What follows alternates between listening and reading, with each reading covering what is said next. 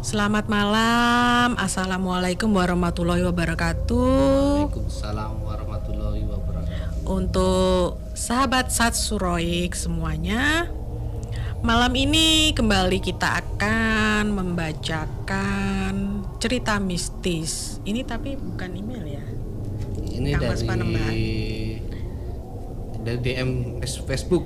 Oh, dari Tri Astuti. Dari Facebook ya. Ini Iya. cerita dari Facebook. Kita kita bacakan ulang ya. Iya, gitu kita ya. bacakan ulang. Oke. Dari Mbak Triastuti, judulnya Penunggu Rumah Belanda. Oke, kita langsung aja. Kang Mas Panembahan silakan. Oke. Dulu pertama kali masuk ke rumah Belanda, saya dan suami dan anakku juga sering diganggu, dan kebetulan suami saya dan anak saya bisa lihat hal-hal gaib. Wah, keluarga saya supranatural lagi nih. Oke. Ada keturunan dari eyang suamiku. Nah, saya datang ke rumah Belanda awalnya iseng mau jenguk kakekku tinggal di kota Sukabumi. Di sana banyak rumah zaman Belanda. Pada siang hari suasananya seger sekali. Saya bantu kakekku di sana. Nah, saya menemukan patung monyet dan ada sajen-sajen juga. Karena saya bilang ke saya, Mama, ada patung monyet hidup. Dia bilang tolong bersihin rumah kami.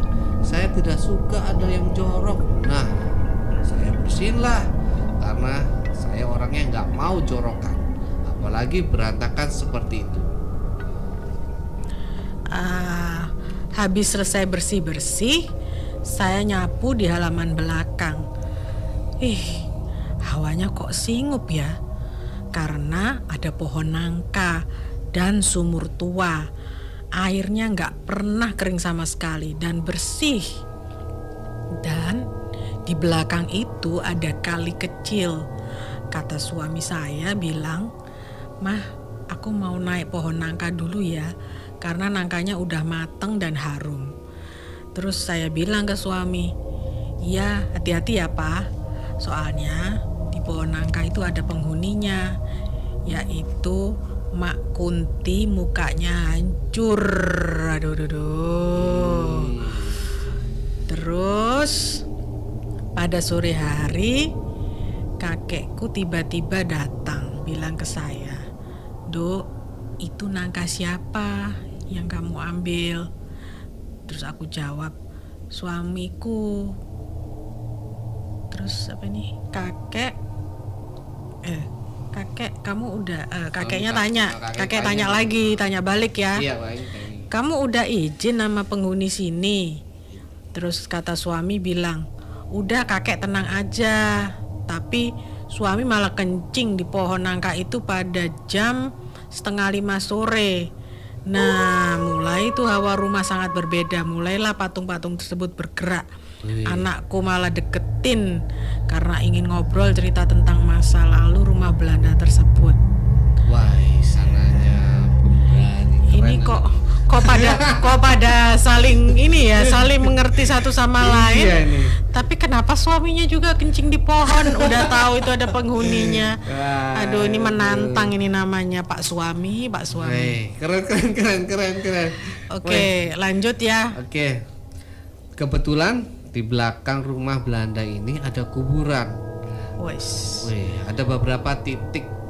Nah, di dapur ada kuburan juga. Terus di sebelah kamar kakekku juga ada kuburan. Ini rumah apa kuburan ya? Makanya. Pemakaman ya. Iya. Terus di pintu mau masuk juga ada kuburan Belanda. Itu, dan ini kisah nyata saya dan keluarga saya. Kata kakekku bilang, Dok, hati-hati anakmu, jangan sampai dilepas karena penghuni sini ada yang jahat dan ada yang baik. Yang jahat itu penghuni pohon nangka yang dikencing dari sama suami malah tadi. dikencingin lagi. Gimana? Keren badas suaminya. Oke. Karena banyak orang mati pada nyasar di pohon nangka ini. Wih, jadi markas itu Oh, kelihatannya. iya. Maklum karena di belakang itu ada kali Kali kecil. Kalau yang hantu yang baik itu penghuninya seorang kakek-kakek ya sekitar usia 100 tahun lebih deh. Karena kakekku dulu pernah kerja di rumah ini. Nah kakekku cerita dulu pernah ada yang nginep di rumah ini, banyak yang gak betah dan sering diganggu karena hatinya jahat, mau ambil harta mereka. Kebetulan deket dapur ini ternyata ada harta uang zaman dulu, tapi dijadikan uang sekarang. Maksudnya gimana ya? Uang Maksudnya gaib ini mungkin. Ini Enggak. mungkin uang gaib ini ya. enggak, maksudnya harta karun kayaknya lah Iya, pokoknya harta ya. karun, iya. Jadi zaman dulu ada yang mau ngambil ada di dekat dapur itu. Dan alhamdulillah saya nggak digangguin karena saya niatnya baik. Jujur saya sedang kesusahan, nggak punya uang, dan kakekku uang gajiannya juga udah habis karena untuk kebutuhan sehari-harinya. Suami saya orang Bali minta ke eyangnya karena untuk kebutuhan sehari-harinya. Tapi yang anehnya penunggu rumah ini malahan ngasih uang ke suami saya.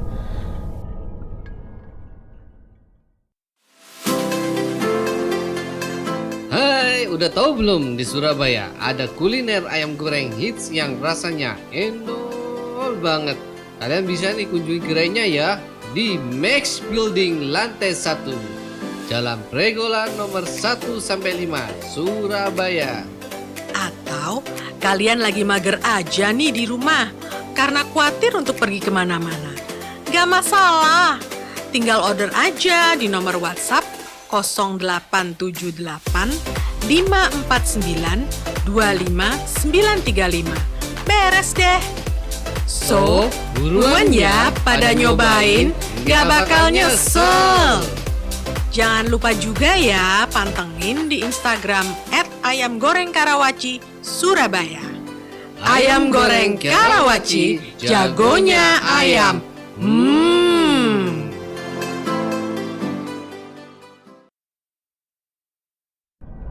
Tapi yang anehnya penunggu rumah ini malahan ngasih uang ke suami saya. Contohnya, uang itu tahu-tahu ada di atas lemari, kadang di tas suami, juga kadang anakku bilang, "Mah, ini ada uang dikasih sama kakek, orangnya baik sekali, dikasih uang 100.000. Terus kata kakek ini berpesan, "Tolong kasih sajenkan cuma rokok refill, permen dan kopi pahit dan teh pahit." Udahlah saya siapkan, ternyata bener rokok refill itu ternyata udah diisep, gak ada sisa sama sekali. Mulailah waktu pukul jam 6 maghrib, kita ini mau sholat maghrib, para hantu-hantu itu datang semuanya. Dia gak mau kita ini sholat maghrib, dia gak suka kita mengusir mereka. Nah kakek saya diserempet kakinya sama penghuni sini, kakekku kena kepalanya, untungnya gak berdarah. Penunggu di sini ada yang jahat sama kakekku. Nah, suamiku sempat marah ke penunggu sini. Tembok dipukul di kamar mandi itu, kenapa kalian jahat sama kakekku? Padahal niat saya itu baik, biar rumah ini tenang dan bersih, biar gak singup. Malah penunggu sini gak suka kedatangan kami. Kata anakku bilang, "Mah, itu hantu Mak Kunti yang celakain kakek." Sampai di situ saya sedih dan menangis. Nah, kebetulan ada yang datang, teman dari suami saya, orang Cianjur. Dia bilang, "Mas bro, rumah ini horor sekali ya. Emang gak ada tempat lagi tah? Karena rumah ini satu-satunya yang paling aman dan tidak ada yang tahu rumah ini. Posisi rumah ini paling belakang, gak bisa dilewatin." Jam 8:30 malam, mulailah penunggu sini minta rokok refill. Widih, rokok keren banget. Kok preman gini ya? Iya, minta Penunggunya. rokok refill merek Minta apa nih? rokok. emang nggak pakai duit apa beli rokok ya? Makanya iya. Tapi udah dikasih tadi 100.000 buat beli rokok. Iya makanya. Tapi nggak diturutin sama suami. Nah betul tuh. Nah, nanti kebiasaan minta rokok mah kasih aja rokok aroma kretek, malah kok tolak sama penunggu sini dan marah ke suami dan anakku juga. Waduh, dikasih rokok kretek nggak mau tuh tadi. Aduh setannya. mintanya apa ini, mild?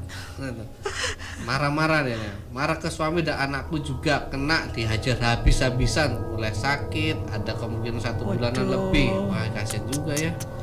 Segitunya ya. Jam 2 malam suamiku nongkrong di ruang dapur. Kebetulan saya, suami dan anak saya dapat kamar belakang dekat dapur. Di sebelahnya tuh penunggu di sini. Ada orang Belanda cantik sekali. Namanya hantu Noni. Dia pakai bahasa Belanda. Kebetulan kakekku ngerti bahasa Belanda. Jaga dan rawat rumah ini ya. Itu doang dia katanya. Pesan si hantu itu suruh jaga dan rawat rumahnya ini ya. Dan para teman-teman suami pada nginep di sini. Ada yang dari Bandung, Cianjur, Bali, Lampung, Ngawi. Mereka nginep di sini. Karena kelamaan gak ada bis atau Kemalaman dia. Nginep jadi terpaksa ya. Gak ada bis ataupun angkot. Kata suami tolong dijaga bahasa atau omongan. Ya, karena penunggu di sini tuh nggak suka kalau ada orang baru terus ngomongnya jorok. Ya Allah, baru juga ngomong kayak gitu. Anak apa? Ada anak muda udah ngomong jorok, orang Cianjur itu dilempar pakai jambu. Padahal di sini jauh loh pohon jambu itu, lumayan jaraknya 6 meteran lah. Ya itulah makanya baru diingetin gitu dia. Dilempar jambu. Coba ngomong joroknya dilempar sak pohon-pohonnya kali ya. Dilempar 5 kilo jambu. Waduh. Ya. Panen. Langsung jontor kepalanya. Berapa menit orang Cianjur nekat pulang karena ketakutan karena melihat sosok orang Belanda itu. Sosok itu marah ke teman suamiku dan tiba-tiba anakku bilang ke saya, "Mah, kenapa sih teman papa itu ngomongnya jorok dan gak sopan sih? Apa papa gak bilang sama temennya ya?" Namanya juga anak-anak ya kan, usia anak saya masih 3 tahun, makanya dia bisa lihat mana yang jahat, mana yang baik. Setiap ada tamu yang jahat, anakku suka ngusir karena tamunya gak dikenal, karena ada niat jahat. Ternyata benar, mereka itu mau ngambil motor kakekku. Emang dia ada niat jahat tuh ya, syukurlah dilempar jambu. Untung nggak dilempar pakai batu bata. Oh enggak, itu bukan orang lain, bukan temen tadi tuh mbak itu mbak. Ini orang lain lagi. Orang lain itu. Oke. Oke lah. Jujur rumah ini menurutku aman dan saya suka rumah ini tentram. Tapi rumah ini sudah dicap sama kepolisian karena dulu rumah ini pada main huka-huka kata kakekku. Huka-huka acara TV itu nih ya mbak ya. Iya. Dulu mungkin ya cari-cari setan, nantangin gitu ya. Dan ternyata teman kakekku sendiri yang main huka-huka. Tapi hasilnya 0 dan banyakan muntah darah. Suami pernah bawa orang pintar untuk uji nyali. Baru 1 jam doang malah teriak-teriak, padahal dia itu rajin sholat dan ngaji. Kata orang pintar itu ada angsa terbang. Dia mau nyerang ke orang pintar. Malah jadi penakut jatuh orang. Ini saya orang pintar apa orang apa nih? Abal-abal. Masuk sama ada angsa terbang dia langsung udah lari. Oke. Terus?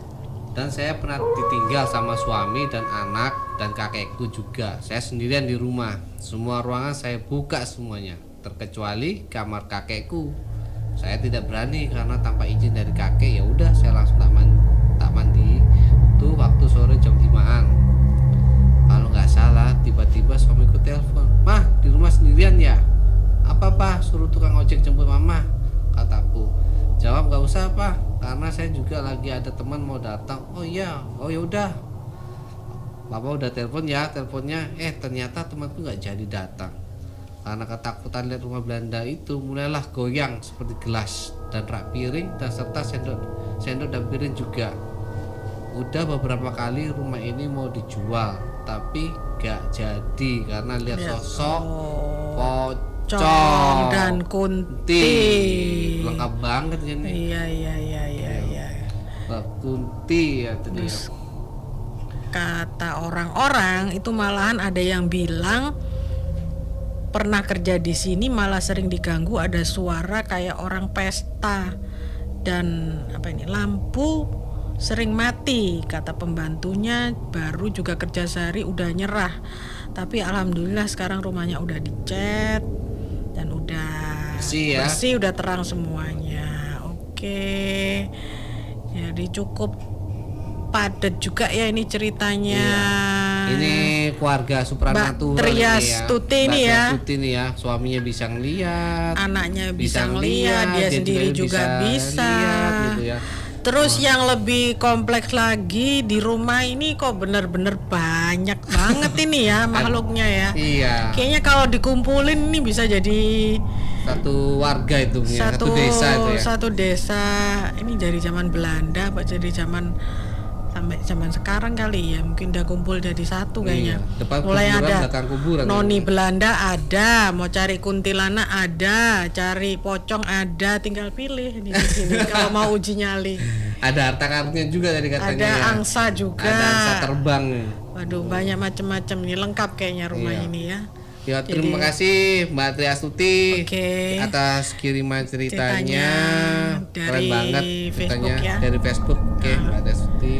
Oke, sahabat Sansuroik, terima kasih telah mendengarkan podcast Satu Suro. Terus ini jadi dari ceritanya Mbak Triastuti ini ya tetaplah kita kalau di rumah, yang apalagi rumah udah tua ya, udah zaman Belanda itu kita harus jaga sikap, jangan ya. omongan, jangan ngomong yang ngawur, jangan ngomong jorok, apalagi terus punya niat jahat, niat nggak baik, terus kita juga harus bersih, jangan jorok. Nah itu aja sih, kalau kita niatnya baik ya mudah-mudahan juga kita nggak akan diganggu ya. Amin. Kita Ya. juga tetap selalu berdoa juga sesuai dengan agama dan keyakinan kita masing-masing. Walaupun beda dimensi Mbak ya, mereka tahu ya. Iya. Kita bisa melihat mereka tapi mereka bisa melihat kita. Jadi ya saling istilahnya ya kulon nuwun lah ya. Kulon nuwun lah, pokoknya kita nggak punya niat jahat, Iya. kita tetap percaya sama ya Hal-hal yang gaib. ya bukan, maksudnya kita tetap berdoa sama Allah Subhanahu wa Subhanahu wa Ta'ala dan juga tetap berdoa biar nggak diganggu lah gitu ya. Oke. Ya, oke, terima kasih sahabat Sansuroik. Selamat malam. Assalamualaikum warahmatullahi wabarakatuh.